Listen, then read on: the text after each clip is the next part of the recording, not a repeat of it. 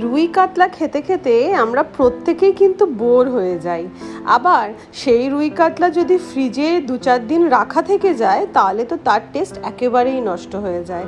তো আজকে আমি তোমাদের সাথে শেয়ার করব ওই ফ্রিজে রাখা ওই রুই মাছ বা কাতলা মাছ দিয়ে একটা দুর্দান্ত স্বাদের রেসিপি, যেটা একদিন বানিয়ে খেলে মনে হবে রোজই গরম ভাতে এইটা বানিয়ে খাই।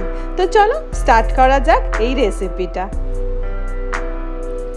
আমার ফ্রিজে 2 দিন ধরে রাখা ছিল একটা রুই মাছ। সেই রুই মাছটাকে আমি এরম ছোট্ট ছোট্ট করে পিস করে কেটে নিয়েছি। এবার ওই রুই মাছটাতে আমি দিলাম হলুদের গুঁড়ো, লঙ্কার গুঁড়ো, দিয়ে দিলাম পরিমাণ মতো নুন আর অল্প একটু লেবুর রস, যেটা আমার ভিডিওতে তোলা হয়নি। দিয়ে এটা আমি সুন্দর করে হাত দিয়ে মাখিয়ে মিনিট 10 জন্য রেখে দেবো।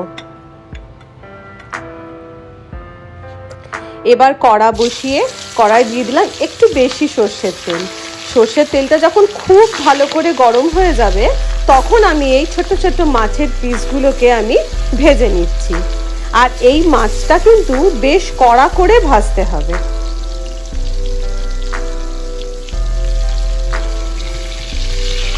মাছটার আমার একটা পিস খুব সুন্দর করে ভাজা হয়ে গেছে। এবার আমি হালকা হাতে এটাকে আবার অপর পিঠটাকেও ভেজে নিচ্ছি। এভাবে উল্টে পাল্টে মাছটাকে আমি বেশ কড়া করে কিন্তু ভেজে নিলাম। এই দেখো, ঠিক এইভাবে বেশ কড়া করে ভেজে নিতে হবে।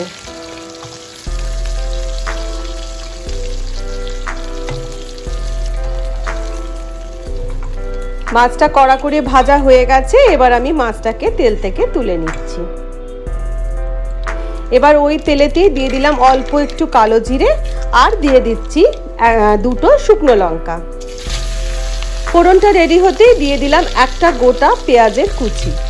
পেঁয়াজের কুচিটাকে আমি এবারে বেশ গোল্ডেন ব্রাউন হওয়া পর্যন্ত ভেজে নিচ্ছি।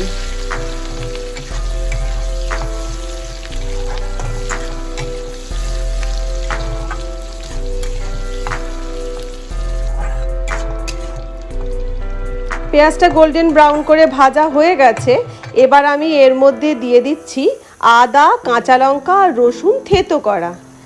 এটা আমি দিয়ে মশলাটাকে পেঁয়াজের সাথে খুব সুন্দর করে মিশিয়ে নিচ্ছি।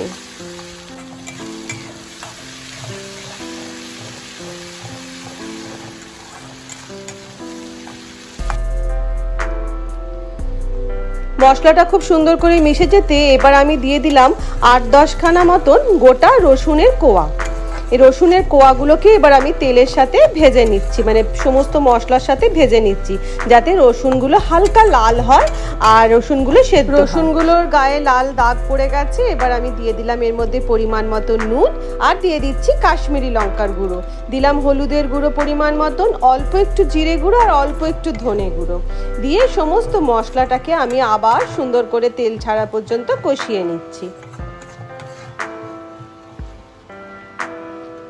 এবার টেস্টটা ব্যালেন্স করার জন্য দিয়ে দিলাম অল্প চিনি দিয়ে আবার মশলাটাকে খুব সুন্দর করে কষিয়ে নিচ্ছি।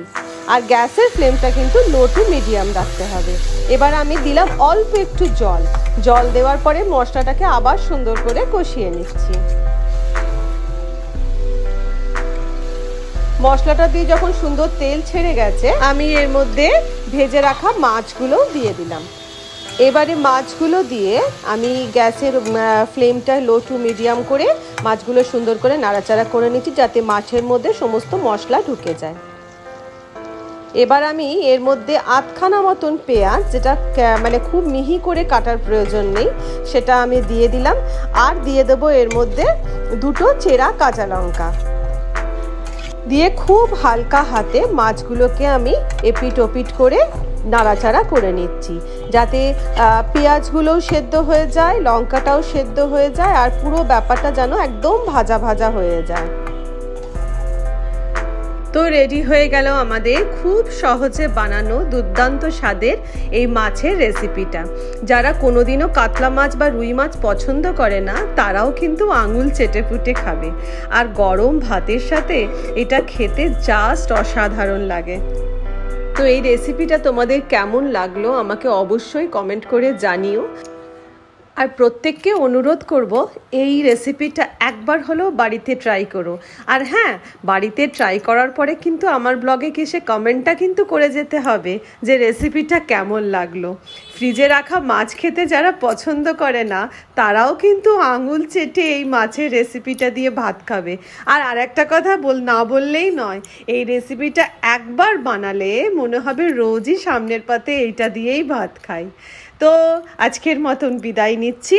আশা করছি তোমাদের রেসিপি ভালো লেগে থাকবে।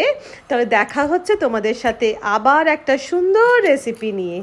তাহলে বিদায় নিলাম। ভালো থেকো সবাই, খুব সুস্থ থেকো, আনন্দে থেকো। টাটা।